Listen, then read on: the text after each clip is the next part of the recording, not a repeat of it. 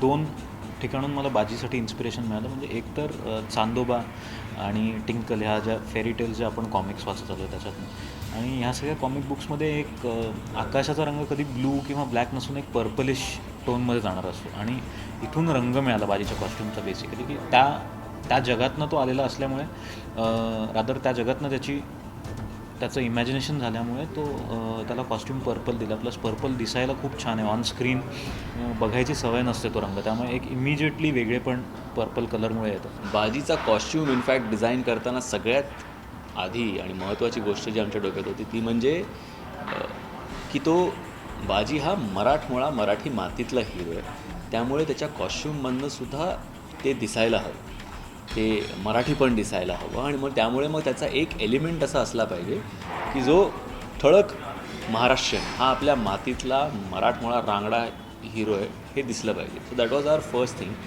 दुसरं आम्ही असाही विचार केला होता की मग ते धोतर असावं का, पण मग त्याच्यामुळे मग ॲक्शनला काही लिमिटेशन्स येतील का. तो असे परम्युटेशन कॉम्बिनेशन कसे कलरबद्दल तर पक्कं होतं की निखिलला तो पर्पल कलर आवडला होता आणि त्याला तो हवा होता. So on terms of the colour we were fixed की तो तसा असावा. पण बाकी त्याचं जे घालतो म्हणजे ग्लव्ज आहेत किंवा त्याचे शूज आहेत किंवा त्याची जी ट्राउझर आहे ती कशी असावी. मग आम्ही ट्राउझर डिझाईन करताना ती थोडीशी बघशील तर थोडंसं धोतराचा फील आहे त्याला, पण at the same time we wanted to keep it very flexible की ॲक्शन करताना थोडी फ्लेक्सिबल असावी. मग त्याला पायाचे ते काफ गार्ड्स ते दिले, हाताला ग्लव्ज दिले, आणि मग इकडे आम्ही एक असा कमरेला शेला टाईप्स तसा तो बांधून तो केला. सो हे एलिमेंट्स त्याच्यामुळे तो मराठमोळा आपल्या मातीतला हिरो आहे हे क्लिअर होतं. ॲट द सेम टाईम तो एक सुपर हिरो आहे. मग त्याला चेहरा झाकण्यासाठी मग त्याला डोळ्याला जोरोसारखं काही पट्टी द्यावी की मग तो फेट्याचा जो ते कापड असं तेच तो गुंडाळेल आणि तसं करेल. मग ते आम्ही थोडं एक्सटेंड केलं आणि ते तो गुंडाळून घेतो. आणि ॲट द सेम टाईम मग त्याला आम्ही ॲक्शनमध्ये पण सिल्वा सरांनी तिथं यूज केला की तो बोलतो डायलॉग आणि शबँग मागे टाकतो वगैरे. सो ह्या सगळ्या गोष्टी एक एक करून जुळत गेल्या आणि होत गेल्या. So we were thinking on की कसा असावा कॉस्ट्यूम.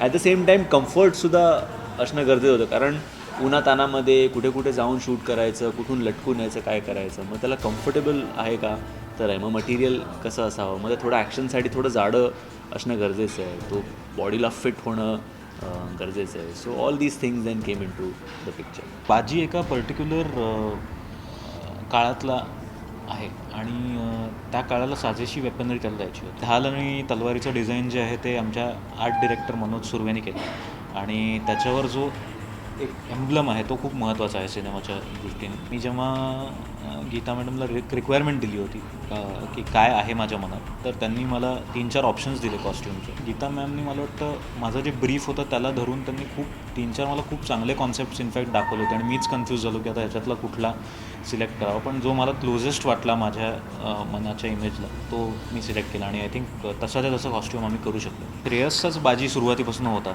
त्यामुळे श्रेयसला मनात ठेवूनच ह्या सगळ्या गोष्टी करण्यात आल्या. म्हणजे श्रेयस हा कॉस्ट्यूम डिझायनिंग स्टेजच्या खूप आधीपासून इनफॅक्ट बाजीमध्ये इन्वॉल्ड आहे, आणि आम्ही खूप टेस्ट केल्या. श्रेयसच्या घरी जाऊन त्यांनी प्रत्येक कॉस्ट्यूम ट्राय करून पाहिला, कारण ते माझ्यासाठी खूप महत्त्वाचं होतं की ते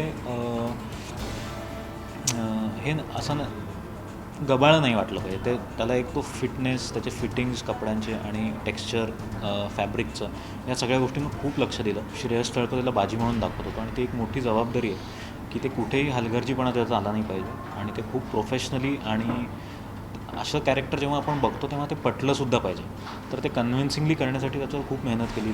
लुक टेस्ट्स केल्या, कॉस्ट्यूमच्या वेगवेगळ्या ट्रायल्स केल्या, आणि फायनली हा लुक आपल्यासमोर आलेला आहे. बाजीचा कॉस्ट्यूम घातल्यावर पण ऑटोमॅटिक घातल्यावर तुम्ही जे उभे राहता ना तेव्हा ऑटोमॅटिक तुमची बॉडी लँग्वेज पण अशी सरळ होते, ताट होते, कडक होते, की आता माझ्या हातात तलवार दे, आता कोण समोर येईल त्याला कापून टाकेल.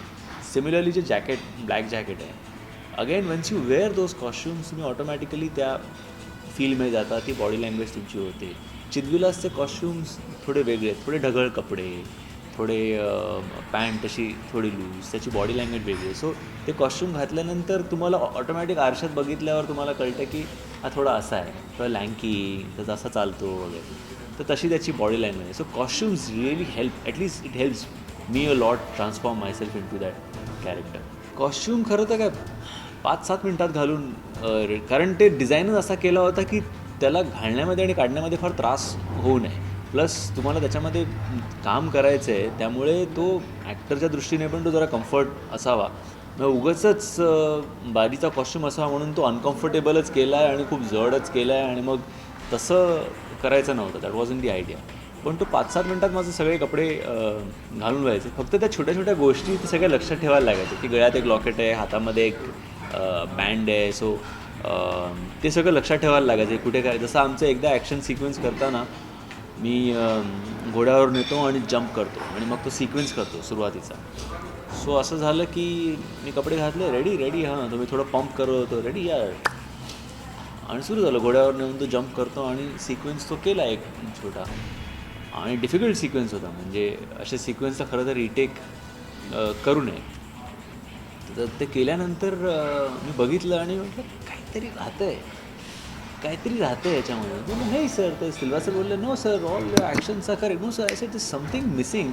आणि मग लक्षात आलं की मी हा जो पट्टा आहे कमरेचा तो बांधायलाच विसरलो होतो. सो म्हटलं, ओ शिट सर, वो रे गया. अरे यार, मग कॉस्ट्युमवाल्यांची तासली निखिलनी की असं कसं झालं. सो कधी कधी ते थोडंसं राहून जायचं, पण घालून माझं पटकन व्हायचं म्हणजे कपडे, त्याच्यात काय प्रॉब्लेम नाही. मर्चंडायझिंग करायचा विचार आहे आमचा, पण तो फिल्म रिलीज झाल्यानंतर साधारण कसा रिस्पॉन्स मिळतो आणि लहान मुलांमध्ये त्याची किती क्रेज होते, अकॉर्डिंगली वील डेफिनेटली डू दिस मर्चंडायझिंग. की तलवार असो, बारीची शील्ड असो, किंवा बारीचा कॉस्ट्यूम असो, किंवा बारीचे टॉईज असो. सो ते सगळं करायचं आहे. इनफॅक्ट एक कॉमिक स्ट्रिप पण चालू करायचा असा प्लॅन आहे. पण ते सगळं मार्केटिंग टीमनी प्लॅन करून ठेवलं आहे. तर रिलीज झाल्यानंतर मग मला वाटतं एक गोष्टी आम्ही त्या पण करू. पण considering he is the first Marathi super hero, आणि जो कॉस्ट्युमला किंवा लुकला जो काय रिस्पॉन्स आला आहे, मला वाटतं will definitely come out with मग्सवर असेल बाजीचं, किंवा त्याचे टॉईज असतील, किंवा काही पेन असेल, वॉट एव्हर, कॅप्स असतील. So will come out with all those things.